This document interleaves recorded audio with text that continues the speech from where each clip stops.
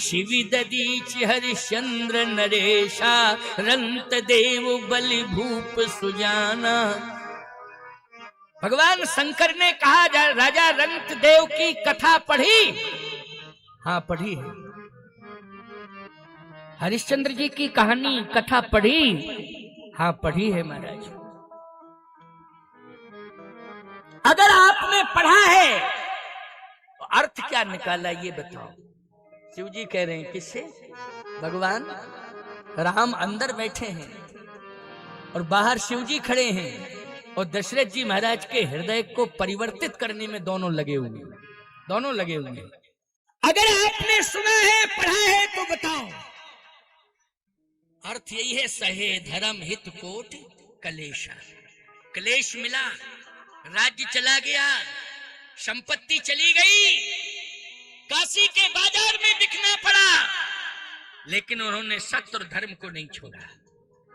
राज्य छोड़ दिया, मुकुट त्याग दिया, सम्मान को त्याग दिया और पूरे परिवार के साथ निकल पड़े सत्य और धर्म की रक्षा करने के।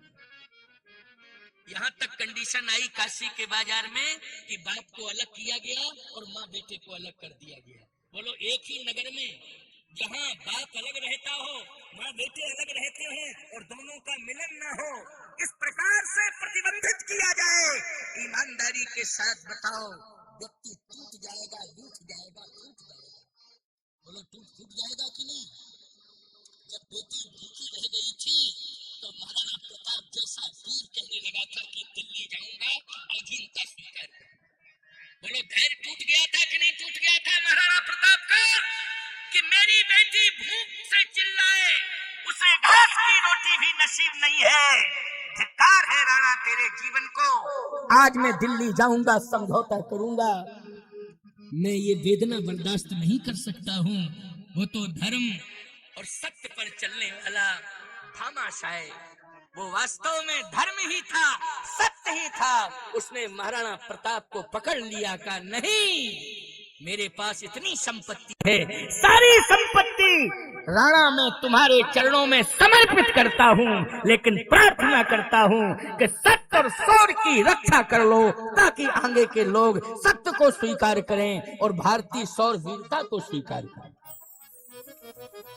आज हरिश्चंद्र जी महाराज ने तो इतना बड़ा उदाहरण दे दिया कि पत्नी और पुत्र उसी नगर में है, काशी में है, लेकिन मिल नहीं पा रहे हैं, प्रतिबंधित हैं। और जब मिले तो आगे देखिए आप, भगवान शंकर ने कहा यदि आपने ठीक से महाराज हरिश्चंद्र की कहानी को पढ़ा है तो आपको ये भी याद होना चाहिए कि जब मिले हैं इस स्मशान पर मिले। बोलो, मिले कि नहीं? और पुत्र की लाश को देखा है, लेकिन फिर भी उन्होंने धर्म नहीं छोड़ा, सत्य नहीं छोड़ा कि जब तक कर नहीं ले लूंगा तब तक शव को दग्ध नहीं करने दूंगा। बोलो भाई, यही प्रश्न है कि नहीं? और इसी प्रश्न का उत्तर आज तुम्हें मिल रहा है कि नहीं मिल रहा है? और ये वास्तविकता है, ग्रंथ प्रमाण है, संतों की वाणी कितने बार उद्घोषित हुई है धर्म मंचों से कि महाराज हरिश्चंद्र ने अपना धर्म नहीं छोड़ा। पुत्र की लाश है, कफन नहीं है, पैसा नहीं है, कर कहां से दिया जाएगा, लेकिन बिना अग्नि संस्कार के मुक्ति कैसे होगी? हरिश्चंद्र जी ने कहा नहीं, जब तक कर नहीं ले लूंगा तब तक शव को दग्ध नहीं करने दूंगा। और उसने सोचा कि मेरी पत्नी है, ये मेरा पुत्र है। क्या ये नहीं सोचा होगा? नहीं, सोचा कि ये पत्नी है, ये पुत्र है, तो फिर करने क्यों नहीं दे रहे हैं अंतिम संस्कार? इसलिए क्योंकि मैं धर्म से बंधा हूं। किससे बंधा हूं? धर्म से बंधा हूं। मेरा धर्म कहता है कि कर मुझे लेना चाहिए।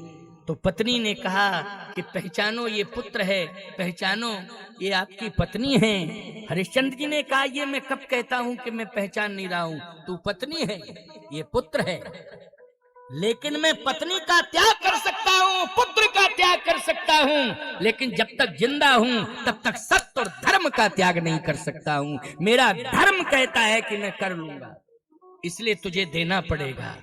ये सत्य परीक्षा ले रहा है। ये धर्म परीक्षा ले रहा है।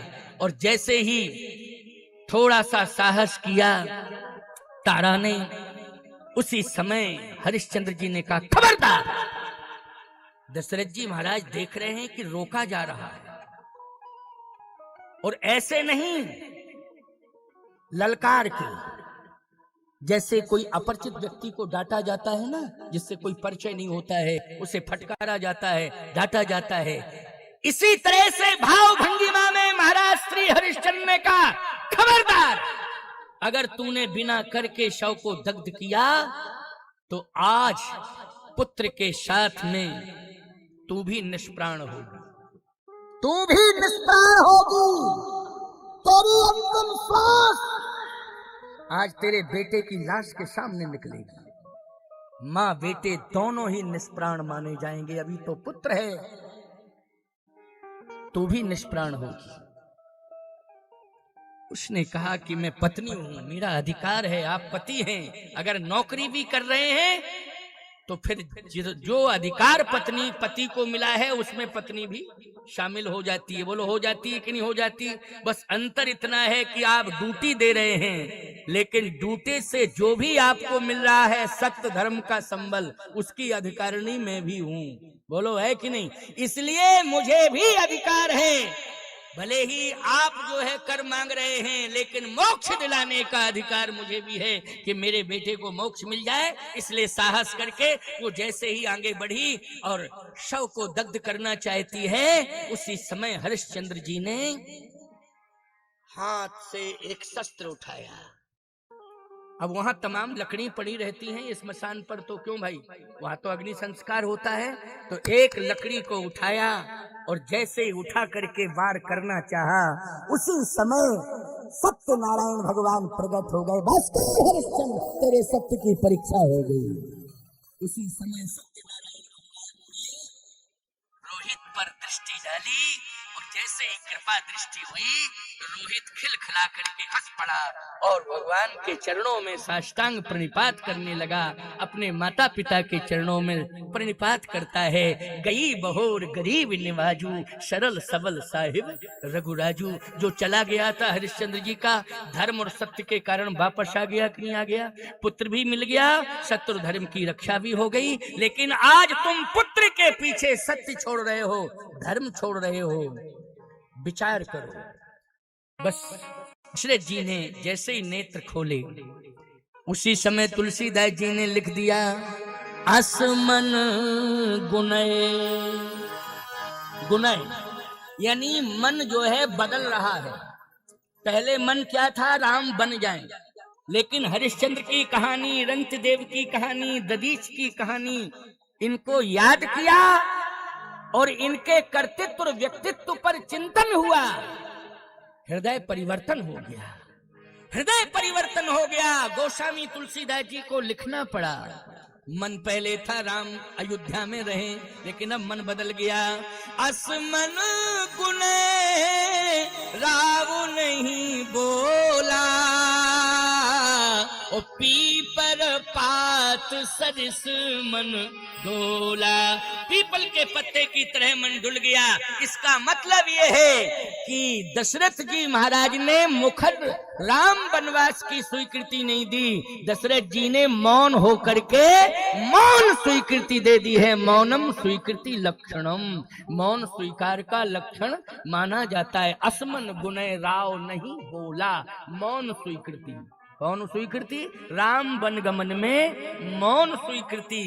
दशरथ जी महाराज की मौन स्वीकृति है और कैकेयी की मुखर स्वीकृति है, और दशरथ जी की मौन स्वीकृति है।